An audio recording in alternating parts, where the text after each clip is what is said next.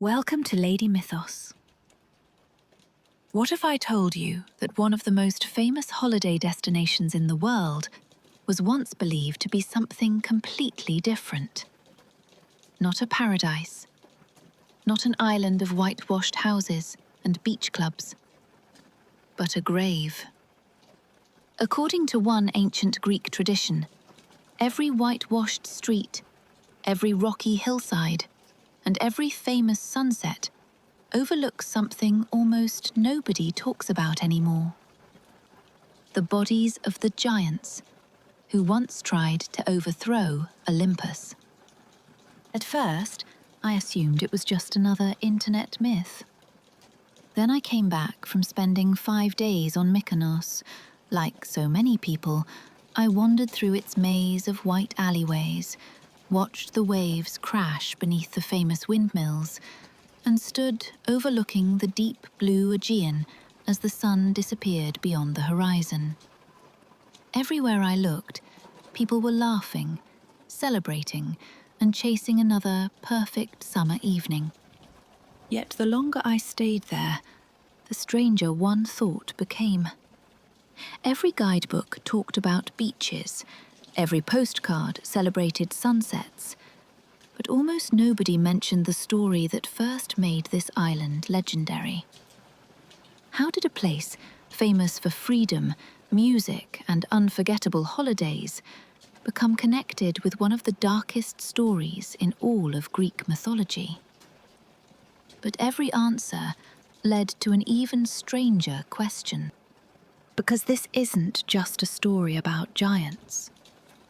It's a story about a forgotten battle that may have shaped an entire island. A sacred neighbor that cast its shadow across the sea. Gods who chose these waters for reasons that are still debated today. Forgotten temples, ancient pilgrims, dangerous seas whispered to be haunted long after the old gods had faded, and a myth that most visitors walk across without ever realizing it. By the end of this journey, we'll answer a question that has fascinated historians, travelers, and mythology lovers alike. Was Mykonos really believed to be the tomb of the giants? Or is there an even deeper reason this island became part of one of Greece's greatest myths? If you enjoy exploring the stories hidden behind real places, I'd love to have you along for the journey. Make yourself comfortable, and if mythology is your kind of escape, don't forget to like the video and subscribe. There are many more forgotten legends waiting to be uncovered. Tonight, we're traveling back long before the white houses, the fishing boats, and the crowds. Back to an age when the earth itself was angry, and an island in the middle of the Aegean would become forever linked to the greatest war the gods had ever fought. Because to understand why Mykonos became Greece's most mysterious island, we first have to witness the moment the world itself turned against Olympus. Chapter 1. The Island Where the Giants Fell. Long before the first ship crossed the Aegean, before sailors gave names to these islands, before the white villages of the Cyclades existed, the earth itself was nursing a wound. And according to the ancient Greeks, wounded gods could be dangerous. But a wounded earth, that was something far worse. The story begins after one of the most violent moments in Greek mythology. The Titans, rulers of the old world, had finally been defeated. Zeus and the Olympian gods had claimed victory, and for a brief moment, the universe seemed to settle into order. Mountains stood firm. The seas grew calm. Olympus became the seat of a new generation of immortals. Everyone celebrated that victory. Everyone except Gaia. To the Greeks, Gaia was not simply a goddess. She was the earth itself. Every mountain rose from her. Every forest, every valley, and every island belonged to her. More importantly, the defeated Titans were her children. She had watched them fall. She had heard their cries as they were cast into the darkness of Tartarus. And she never forgave the gods who had imprisoned them. Imagine watching your own children disappear beneath the earth forever. That was the grief the Greeks imagined Gaia carrying. The mountains remained. The forests continued to grow. But for Gaia, the world had already changed. Grief has a strange way of changing people. The Greeks imagined it changing the earth itself. Gaia's sorrow hardened into anger, and that anger became something Olympus had never faced before. From the deepest parts of herself, she brought forth a new generation, unlike anything the gods had ever faced. She did not cry. She did not beg. She created something new. The giants. They weren't born as children. They arrived as warriors. They were not gentle giants from children's tales.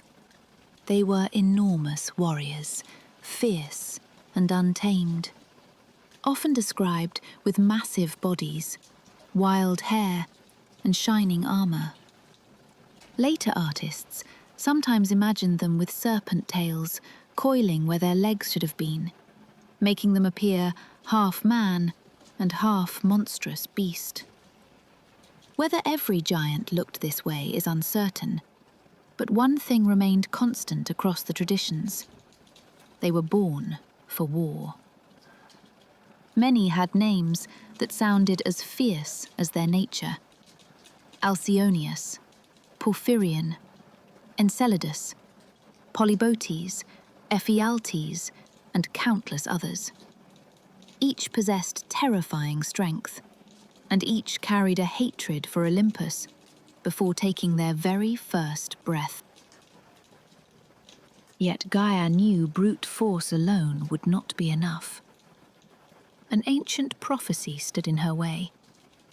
It declared that no god, no matter how powerful, could destroy the giants without help from a mortal. Imagine hearing that if you were Zeus. You could command thunder, shake the heavens and rule the skies, yet fate itself insisted that your victory depended on a human being.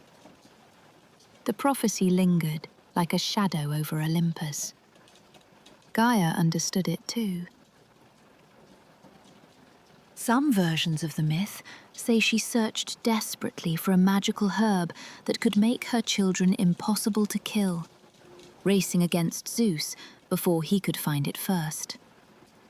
Zeus, learning of her plan, ordered the sun, moon, and dawn to withhold their light. In the unnatural darkness, he found the life-giving plant before Gaia could reach it, denying the giants the protection she sought. There comes a moment when peace is no longer possible. This was that moment. The giants stormed toward heaven with impossible confidence. They ripped mountains from the earth and hurled them through the sky. Entire cliffs became weapons. Ancient trees were torn out by their roots. Rivers changed course beneath their footsteps. The Olympian gods answered with everything they possessed. Thunderbolts split the heavens. Poseidon drove the seas into towering walls. Ares charged into battle with spear in hand. Athena stood unshaken amid the chaos, while Apollo and Artemis filled the air with arrows that flashed like streaks of sunlight. The world itself seemed to come apart. For the Greeks, this was never just another battle. It represented the struggle between order and chaos, civilization and destruction. If the giants won, Olympus would fall, and the balance of the universe would disappear with it. Yet despite all their divine power, the gods found themselves facing an unsettling truth. The prophecy was proving correct.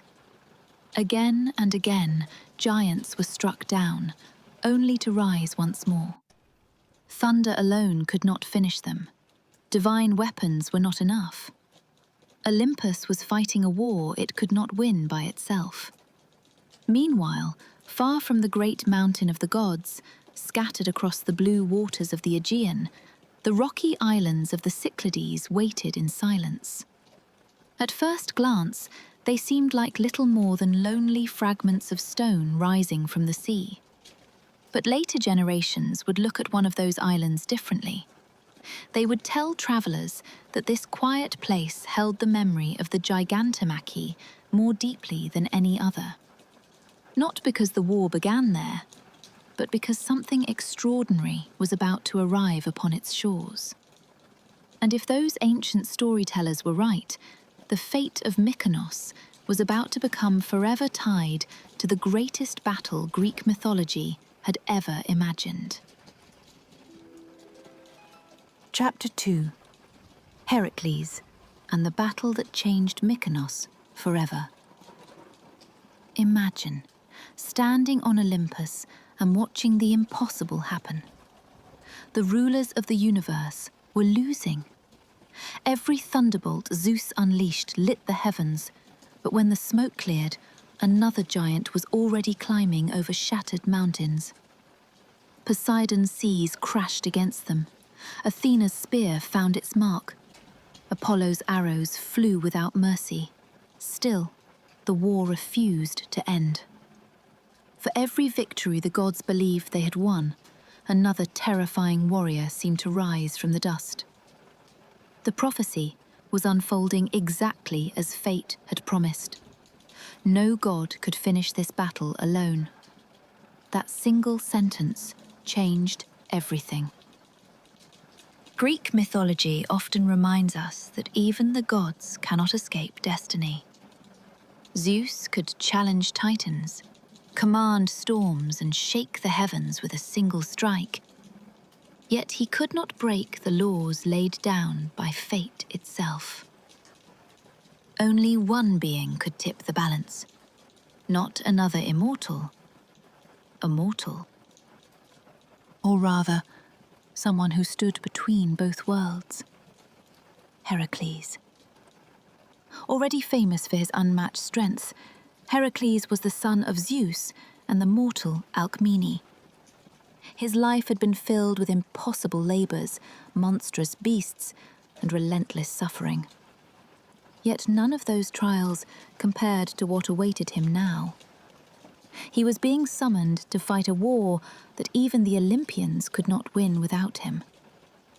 Then everything changed. Not because another god appeared, because one man did. No throne, no crown, only a bow, and the fate of Olympus resting on his shoulders. As Heracles entered the battlefield, the balance began to shift. The giants had expected another god. Instead, they faced someone who understood pain, exhaustion, and fear better than any immortal ever could. Ancient storytellers describe the battle becoming even more violent than before. Mountains were ripped from the earth and hurled like stones. Entire peaks disappeared from the horizon before crashing back into the earth. Entire hills collided in mid-air. Fire streaked across the sky, while the sea churned beneath waves that towered higher than cliffs. The world itself seemed to tremble. Then Heracles drew his bow. One by one, the giants fell beneath a combination of divine power and mortal hands, fulfilling the ancient prophecy exactly as it had been foretold. Athena overwhelmed the mighty Enceladus, whose defeat would later be linked to volcanic Sicily. Poseidon crushed Polybotes beneath part of the island of Kos, creating another landscape that Greeks believed still carried the marks of the Gigantomachy. Across the Greek world, mountains, islands, and strange rock formations were explained through the memory of this cosmic war. The land itself became a map of mythology, and somewhere among those scattered islands lay a place that would receive an even stranger honor: Mykonos. Later traditions tell us that as the battle swept across the Aegean, Heracles pursued the remaining giants toward the Cyclades. There, amid the winds and bare rocky hills, the final resistance collapsed. The defeated giants crashed onto the island with such force that the ground itself seemed to swallow them. Generation after generation, people repeated the same remarkable explanation. The enormous rocks scattered across Mykonos, the uneven hills, the rugged landscape rising from the sea, these were not simply natural features. They were the buried bodies of the giants themselves. It is one of the most unusual foundation myths attached to any Greek island. While other places proudly trace their origins to heroes, kings, or beloved gods, Mykonos became associated with defeated enemies of Olympus. Not their victory, their grave. Whether anyone literally believed the rocks were the giants hardly matters. What mattered was that travelers, poets, and later writers remembered the island through this extraordinary image. Long before modern geology explained the landscape, mythology had already offered its own answer. Walk across Mykonos, they suggested, and you were walking over the last battlefield of chaos itself. Yet something about that tradition raises an even bigger mystery. If this island was remembered as the resting place of creatures powerful enough to challenge the gods, why would anyone choose to build a home there? That question has an answer. But to find it, we first need to leave the battlefield behind and discover who Mykonos was before it became known as the island where the giants fell. Chapter 3. Before Mykonos had a name. Here's something that surprised me more than the story of the giants. In fact, if you had visited Mykonos 2,000 years ago, many local people probably wouldn't have started with the giants at all. Long before travelers spoke about buried giants beneath its hills, they told a very different story, one that most visitors have never heard. It begins with a single name: Mykonos. Not the island, a man. If you had asked an ancient Greek where the island got its name, many would not have pointed to the rocky landscape or the sea surrounding it. They would have spoken of a legendary founder, a local hero whose memory became inseparable from the land itself. His name was Mykonos. Unlike Heracles or Perseus, he never became famous across the whole Greek world. His story survives only in scattered references, almost hidden between better-known myths. Yet for the people who lived among these islands, that made him no less important. According to the oldest traditions, Mykonos was connected to the royal family of nearby Delos. Most ancient writers describe him as the son of Aeneas, the wise king and priest of Delos.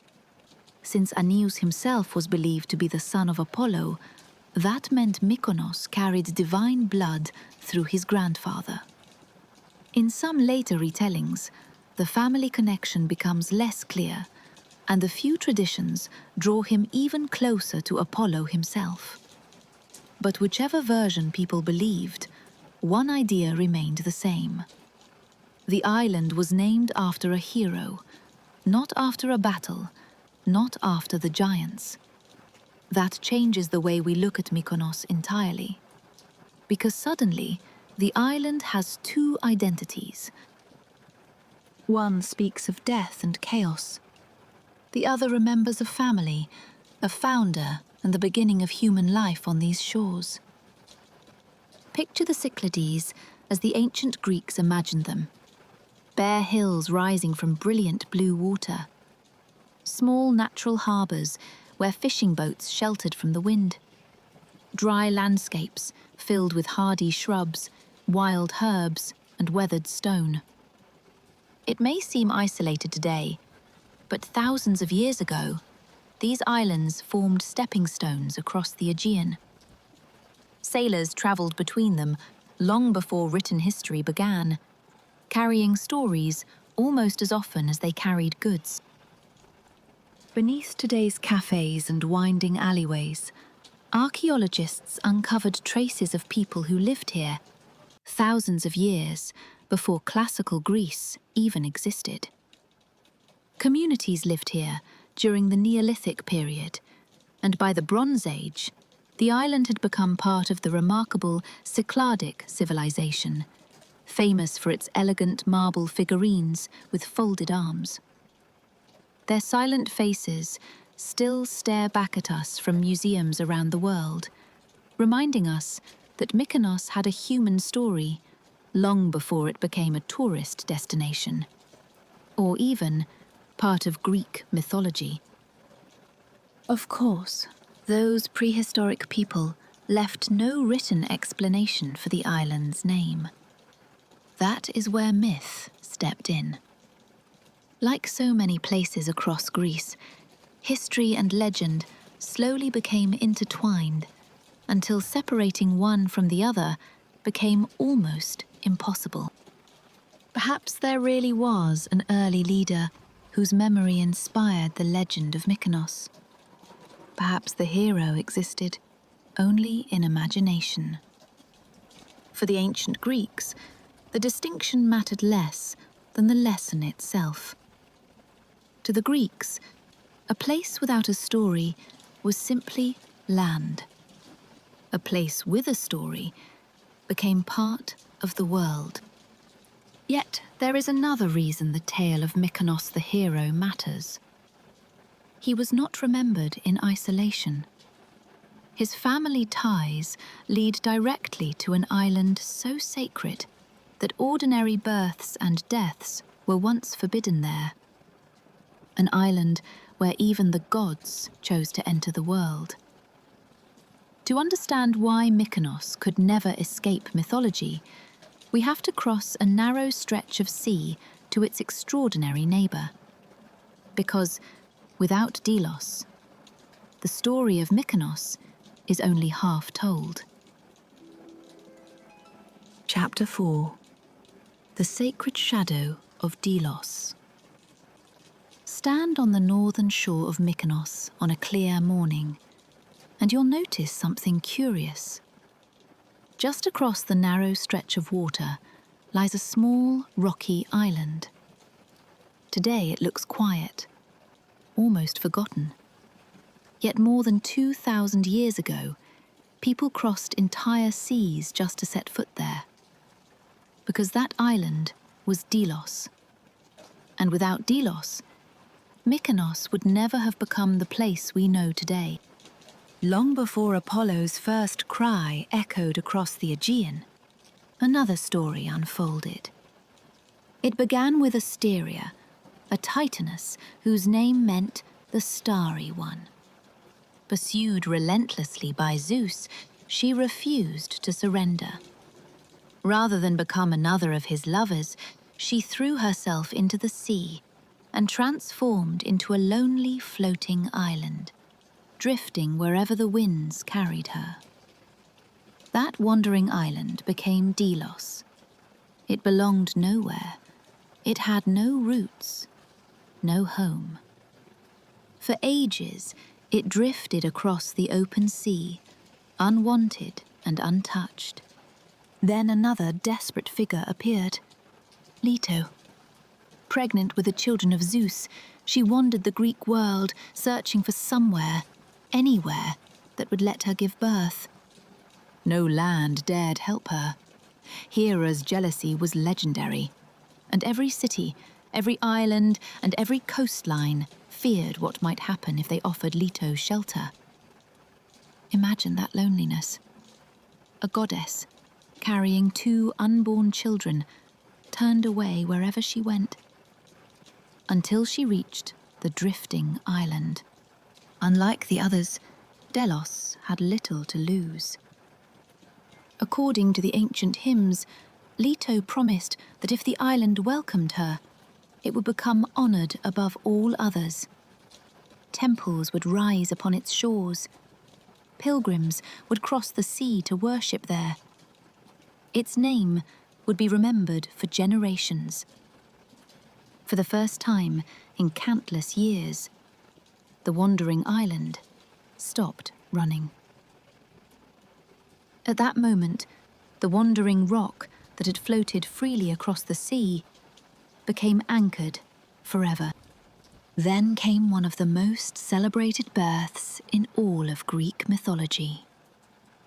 Leto first gave birth to Artemis, who in many traditions immediately helped her exhausted mother deliver her twin brother.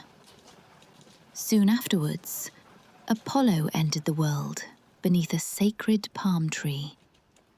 The moment changed everything. Delos was no longer just another island. It became the spiritual heart of the Aegean.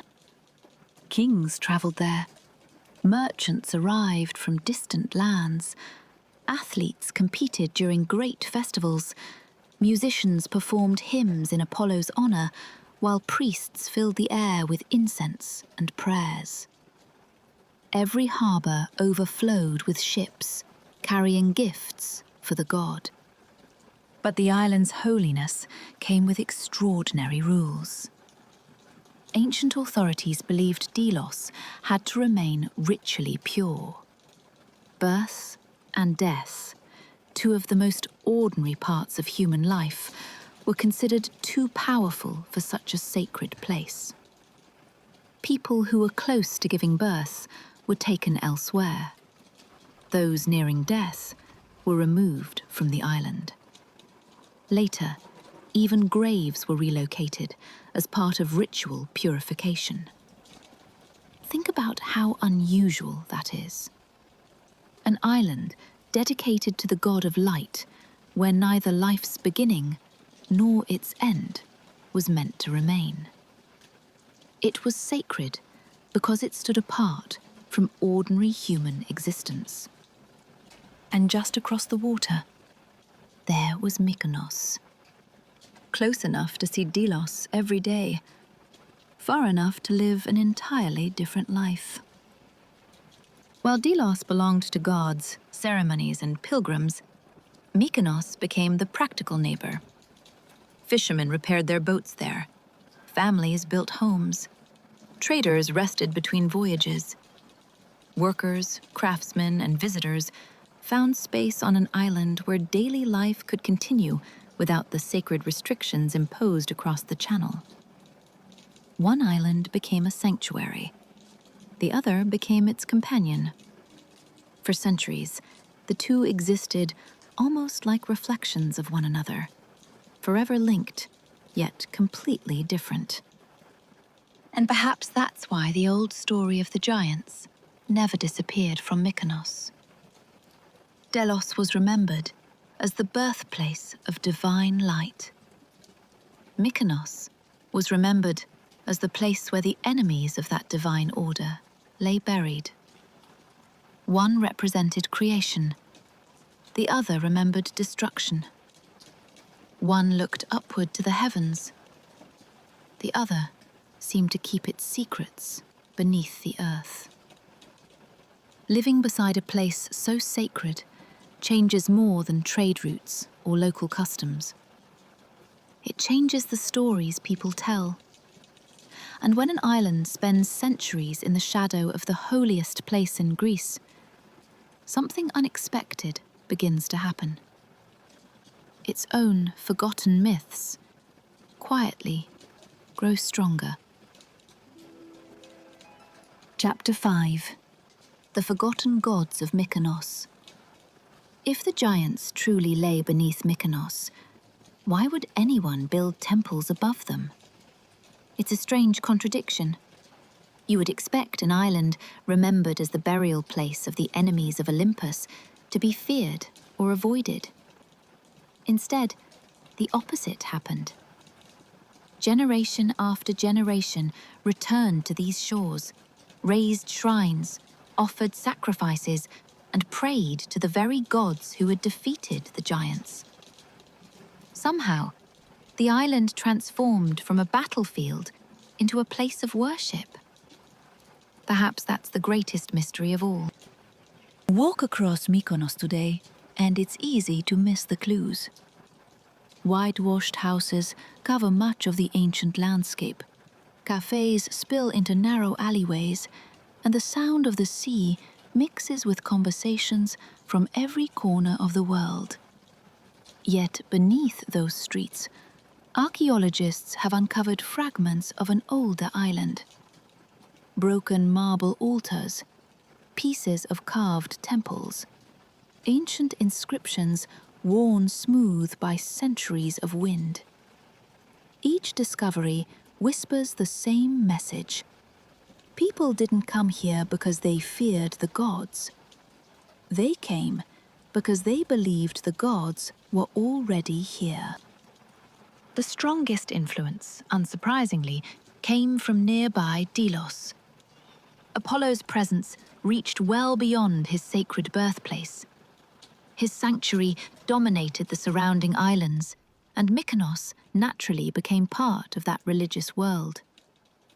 Sailors arriving from across the Aegean would have seen the same sun rising over both islands, making it easy to imagine Apollo's light stretching across the narrow channel between them. Which means every sunrise over Mykonos also belonged, in a way, to Apollo. His twin sister Artemis was honored here as well. Protector of wild places, hunters, and young life, she represented a different side of the landscape.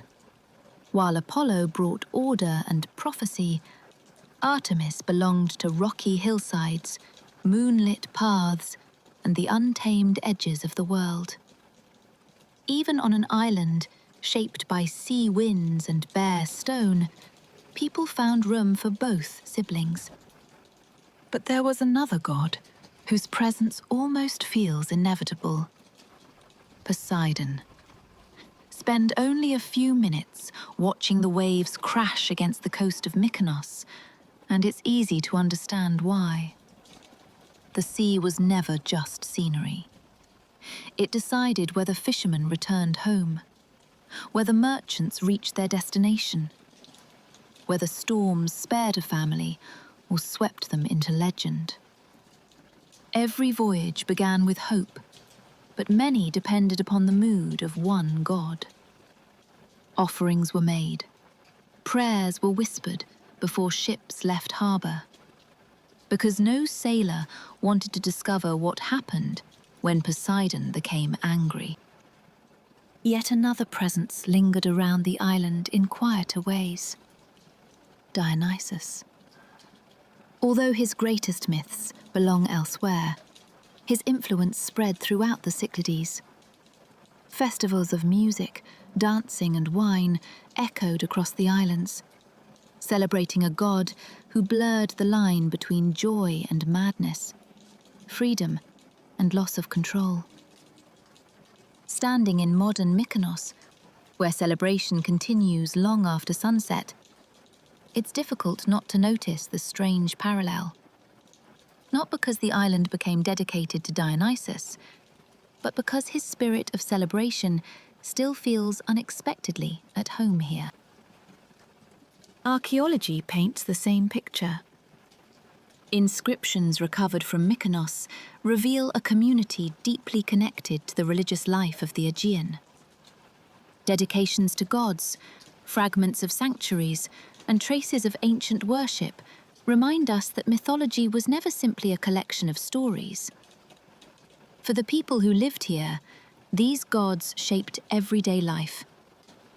A successful harvest, a safe journey, a healthy child, a favorable wind. Even the simplest prayer connected ordinary people to powers they believed surrounded them. And perhaps that's what fascinates me most. The island, remembered for defeated giants, slowly became an island where people searched for divine protection instead. Chaos gave way to faith. Battlefields became sanctuaries. Legends became rituals. Yet beneath every temple and every prayer, the older story never completely disappeared. Because the sea surrounding Mykonos still held its own secrets. Ancient sailors believed these waters could be generous one day and deadly the next. Some even whispered that not every presence haunting the Aegean answered to the Olympian gods. Chapter 6: Dangerous Seas and Forgotten Spirits. During my time on Mykonos, there was one thing I noticed almost every day: the wind. Sometimes it arrived as nothing more than a gentle breeze drifting through the narrow streets. Other times, it seemed to roar across the island without warning, rattling shutters, bending trees, and filling the sea with white-tipped waves. Standing there, it made me wonder something. What would these waters have felt like before engines, weather forecasts, or GPS? The answer is simple: terrifying. Imagine hearing the wind before you could even see the waves. To ancient sailors, the Aegean was never just a stretch of water separating one island from another. It was alive. Calm seas could become violent within moments. Clear skies offered no guarantee of a safe journey. One unexpected gust could drive a ship onto hidden rocks before anyone had time to react. When something so unpredictable shapes your life, you naturally begin searching for someone or something to blame. The Greeks found their answer in the winds themselves. They imagined invisible powers crossing the sea long before a sail ever caught the breeze. Some believed the winds answered to Aeolus, the keeper of the storm winds, who held them captive until the gods allowed them to roam free. Others spoke of the Anemoi, the wind gods, who each carried their own personality. Gentle winds could guide a sailor safely home. A different wind could become a death sentence. Looking out across the narrow channels between Mykonos and the surrounding islands, it's easy to understand why these stories survived. Even today, the Meltemi winds can arrive with astonishing force during the summer months, turning the sparkling Aegean into a restless sea within hours. For ancient mariners, those sudden changes weren't simply weather. They were reminders that unseen powers still ruled these waters. Yet the wind wasn't the only presence people imagined beneath the waves. There were the Nereids, beautiful sea nymphs, daughters of the ancient sea god Nereus. They were often described as kind-hearted guardians who danced across calm waters and guided lost sailors to safety. Unlike the dangerous sirens, whose songs lured ships toward destruction, the Nereids represented the gentler side of the sea.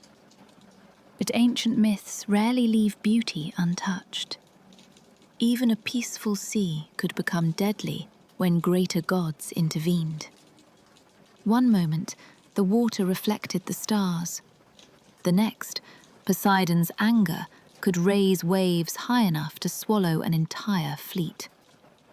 Every voyage carried that uncertainty, and every sailor knew it. As centuries passed, mythology slowly blended with something much more real. Pirates. The Cyclades became notorious for raiders who knew every hidden cove and rocky inlet. Ships disappeared. Coastal settlements learned to keep watch. Families waiting on the shore could never be certain whether the sails appearing on the horizon belonged to merchants or enemies. Fear changed shape.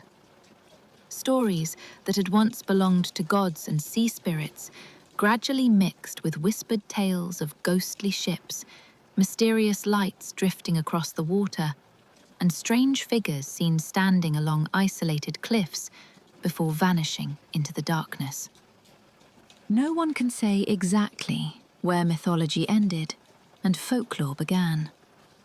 Perhaps frightened sailors simply filled the unknown with imagination. Or perhaps every generation inherited the fears of the one before it, adding a few new stories of its own. That is often how legends survive, not because everyone believes them, because no one can quite prove they are impossible. The sea has always been the greatest keeper of secrets. It erases footprints. It hides wrecks beneath layers of sand. It carries away voices before anyone else can hear them. Which makes one detail especially intriguing. Despite all the dangers surrounding Mykonos, people continued returning to the island. They traded here. They worshipped here. They built lives here. Almost as if whatever had happened during the Age of the Giants was only one chapter in a much longer story. And the deeper we travel into that story, the harder it becomes to separate myth from memory. Because the next mystery isn't waiting beneath the sea. It's buried beneath the island itself.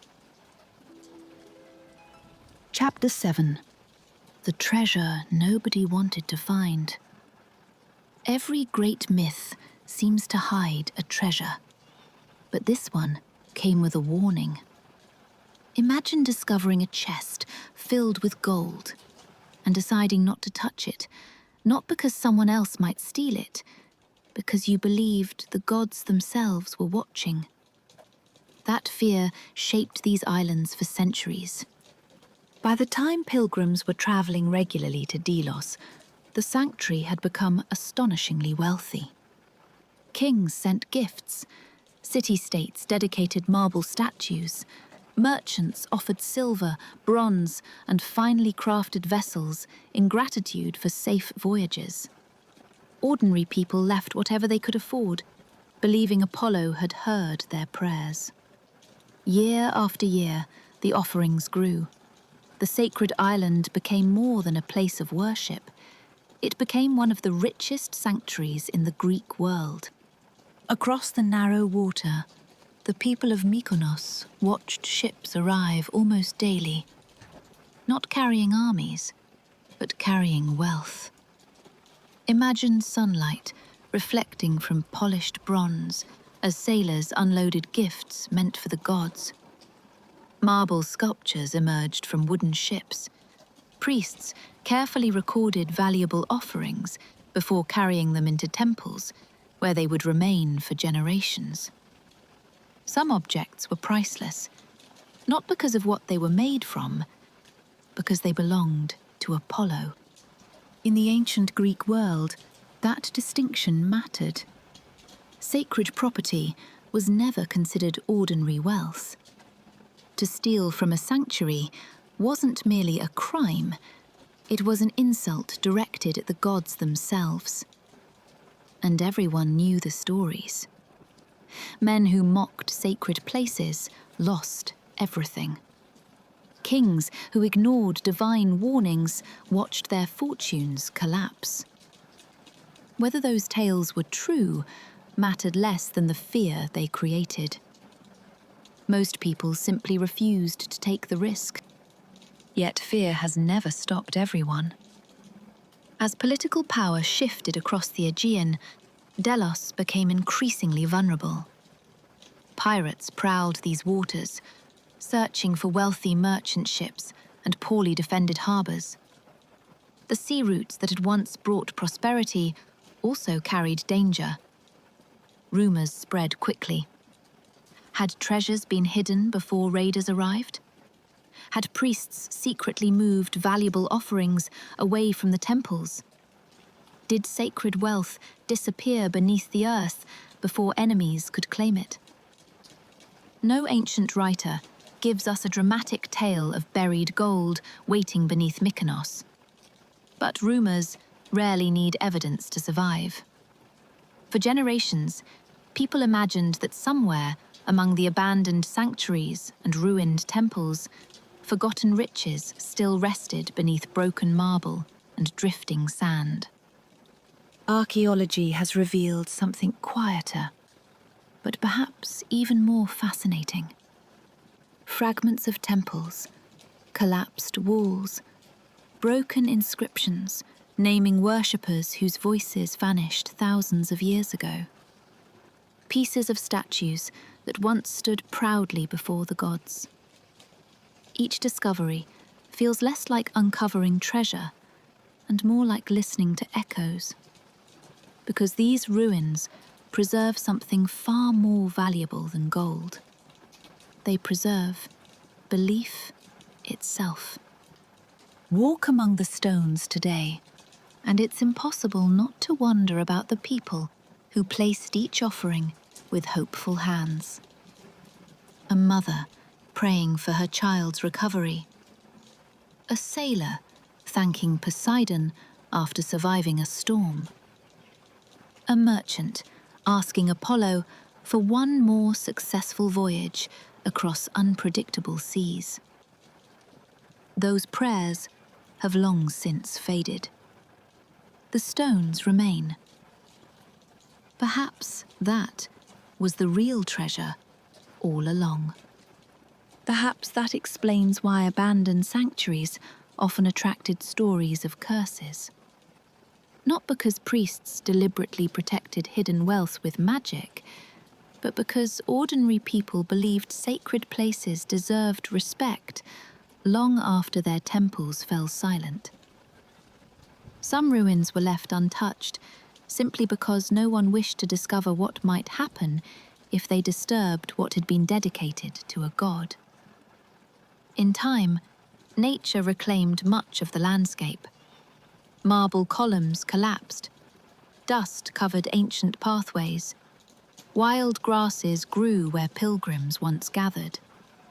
The treasures people searched for slowly disappeared beneath centuries of wind and sun.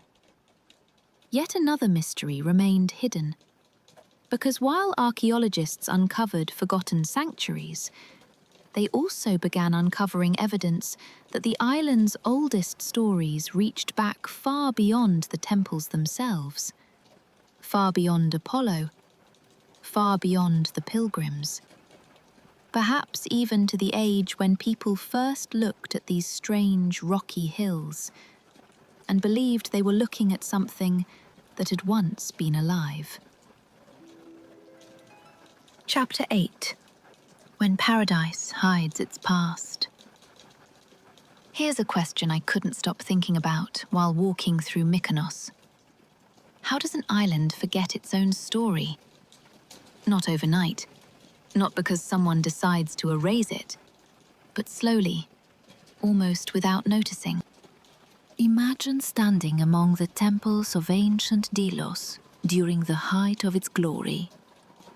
Pilgrims fill the sacred paths. Priests recite hymns to Apollo.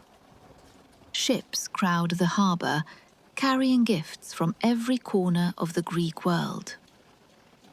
Now picture that same place a few centuries later. The voices are gone. The harbor falls quiet.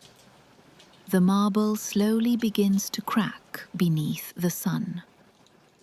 History rarely disappears in a single dramatic moment. More often, it simply grows quieter.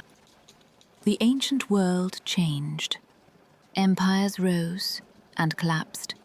Trade routes shifted. Wars swept across the Aegean.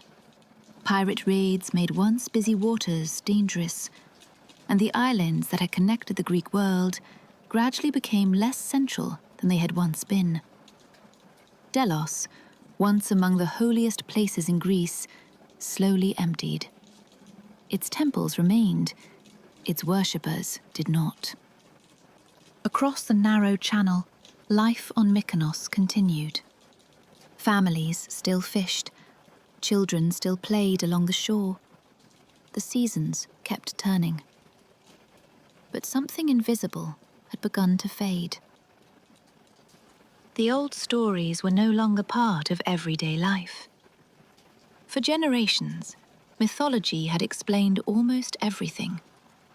A storm wasn't simply weather, it was Poseidon's anger. A calm sea carried the blessing of the gods. The strange hills scattered across Mykonos could be imagined as the resting place of fallen giants. Every landscape held meaning. Then, little by little, the world changed. As Christianity spread throughout the Eastern Mediterranean, new churches appeared where older sanctuaries had once stood. Faith was no longer centered on Apollo's temple or Artemis's altar. The language of prayer changed, and with it came new ways of understanding the world. The myths did not vanish overnight. Many survived as stories told around evening fires or passed from grandparents to children. Others blended quietly into local folklore, changing a little with each generation until no one could quite remember where they had begun. That may be the saddest part of all. Most stories are not forgotten because people stop caring. They are forgotten because each generation assumes someone else will remember them. Centuries passed. Winter storms rolled across the Aegean. Summer winds polished broken marble smooth. Wild grasses grew between fallen columns where pilgrims had once gathered in celebration. Eventually, many ancient temples became little more than piles of weathered stone. Visitors walked past them without knowing whose voices had once echoed there. Yet myths have a strange habit of refusing to disappear completely. They linger in place names. They survive inside old customs. Sometimes, they hide inside a single sentence repeated for hundreds of years until no one remembers why they kept saying it. Perhaps that is exactly what happened on Mykonos. The giants were no longer part of everyday conversation. Apollo's festivals ended. The sacred processions stopped crossing the sea. But the island itself never changed. The same rocky hills still faced the same blue water. The same winds continued to sweep across the Cyclades. Almost as if the landscape had been patiently waiting for someone to ask the old questions again. Walking through Mykonos today, it's easy to admire its beauty. The white houses, the narrow alleyways, the endless sunlight reflecting off the sea. it's much harder to notice the silence beneath all of it. Because sometimes the loudest thing about a place is the story that everyone has forgotten. And perhaps that forgotten story is about to answer the question we've been carrying since the beginning of our journey. Was Mykonos truly remembered as the tomb of the giants? Or have we misunderstood what that ancient legend was trying to tell us all along? Chapter 9. Is Mykonos still the island of the giants? Let's go back to the question we started with. Was Mykonos really believed to be the tomb of the giants? After everything we've uncovered, the answer is both simpler and far more fascinating than I expected. If you search for the myth today, you'll often find a single sentence. Mykonos was formed from the bodies of the giants, defeated by Heracles. It's memorable, it's dramatic, but like many ancient stories, the truth is a little more layered. The earliest surviving myths of the Gigantomachy tell us about the great war between the Olympians and the giants. They describe Heracles fighting beside the gods, fulfilling the prophecy that no immortal could win the battle alone. Different ancient writers placed the deaths of individual giants in different parts of the Greek world. Some linked Enceladus with Sicily. Others associated Polybotes with Kos. Greek mythology often used the landscape itself to remember these legendary battles. Mykonos belongs to that tradition. Later ancient sources preserve the belief that the defeated giants came to rest here, giving the island one of the most unusual identities in all of Greek mythology. Here's the detail that changed the way I looked at Mykonos. The myth wasn't trying to describe geology, it was giving meaning to geography. The Greeks looked at towering rocks, windswept hills, and isolated islands rising from the sea, and asked the same question people have asked throughout history. How did this place come to be? Geology explains how islands are formed. Mythology explains why people cared. Neither existed to replace the other. They belonged to different ways of understanding the world. Modern archaeology has never uncovered the bones of giants beneath Mykonos. What it has uncovered is something just as remarkable. Ancient settlements stretching back thousands of years. Sanctuaries, inscriptions, temples. Fragments of lives lived on an island whose stories continued changing with every generation.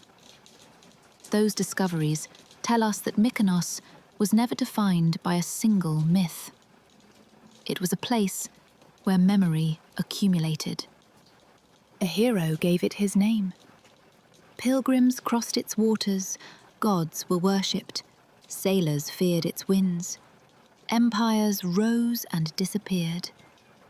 Every generation added another layer until history and mythology became impossible to separate. Perhaps that's why the story of the giants endured for so long, because they represented more than monsters. In Greek thought, the giants embodied forces that refused order. They were wild power without restraint, nature before civilization, chaos challenging harmony itself. Their defeat wasn't simply a military victory for Zeus. It was the moment the world became stable enough for human life to flourish. Seen that way, Mykonos becomes something much more interesting than a mythical battlefield. It becomes a reminder. A reminder that every peaceful place has a forgotten past. That every paradise was shaped by struggles long before anyone arrived to admire it. Maybe that's why this legend survived, while so many others disappeared. Not because people believed enormous bodies literally rested beneath the hills, but because every time they looked across those rugged slopes, they remembered the price the gods supposedly paid to bring order to the world. Standing on Mykonos today, it's difficult to picture that ancient battlefield. Children laugh in the narrow streets. Fishing boats drift gently in the harbour. The windmills turn above whitewashed houses, glowing beneath the Mediterranean sun. Nothing about the island feels dangerous. And yet, somewhere within its oldest stories, the giants are still there. Not beneath the rocks, waiting to awaken, but inside the memory of the island itself. That is why the legend has never truly disappeared. It stopped living in temples and started living in memory. And perhaps that leaves us with one final question. If myths never really die, what does Mykonos mean to us today? Epilogue. Walking across the giant's grave. When I think back to those 5 days on Mykonos, I realise I came home with something I wasn't expecting. Not a souvenir. A completely different way of seeing the island. Every morning, I wandered through streets so white they almost seemed to glow beneath the sun. I watched people squeeze through the narrow alleyways, laughing as they searched for hidden cafes and little family-run restaurants tucked behind blue-painted doors. Musicians filled the evening air, fishing boats rocked gently in the harbour, and as the sun began to sink, crowds gathered beneath the famous windmills to watch the sky turn shades of gold and orange. It felt exactly like the Mykonos everyone talks about. Beautiful, lively, carefree. And yet, during all those days, I never once heard anyone mention the giants. No one spoke about Gaia's revenge. No one talked about Heracles fighting beside the Olympians. No one pointed toward the rocky hills and whispered that ancient Greeks once imagined the defeated enemies of Olympus resting beneath them. Perhaps that's exactly what makes this story so fascinating. The myth never disappeared. It was simply overshadowed by everything that came after it. That, to me, is one of the greatest lessons hidden inside Greek mythology. Time changes places. A battlefield can become a sanctuary. A sanctuary can become forgotten. A forgotten island can become one of the world's most celebrated destinations. The landscape remains. Only the stories we choose to remember keep changing. Maybe that's why myths continue to survive for thousands of years. Not because they always describe history exactly as it happened, but because they preserve the way people once understood the world around them. The giants remind us that pride eventually falls.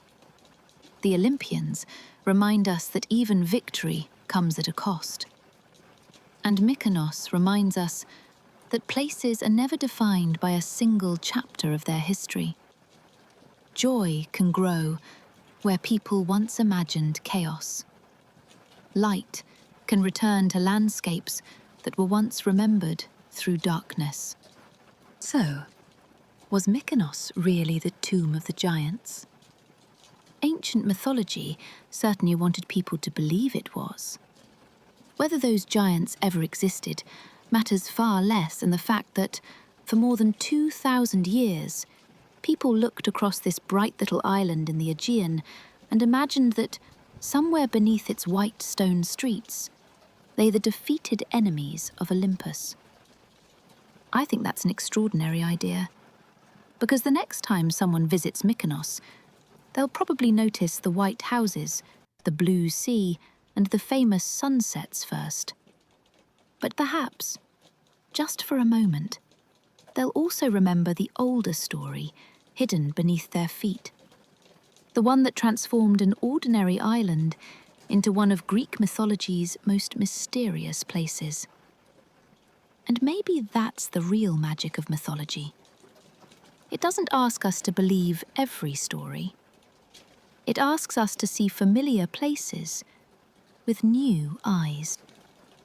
I think that's why mythology has survived for thousands of years. Not because every story is literally true, but because the best stories change the way we look at real places. And after 5 days on Mykonos, I don't think I'll ever see that island the same way again.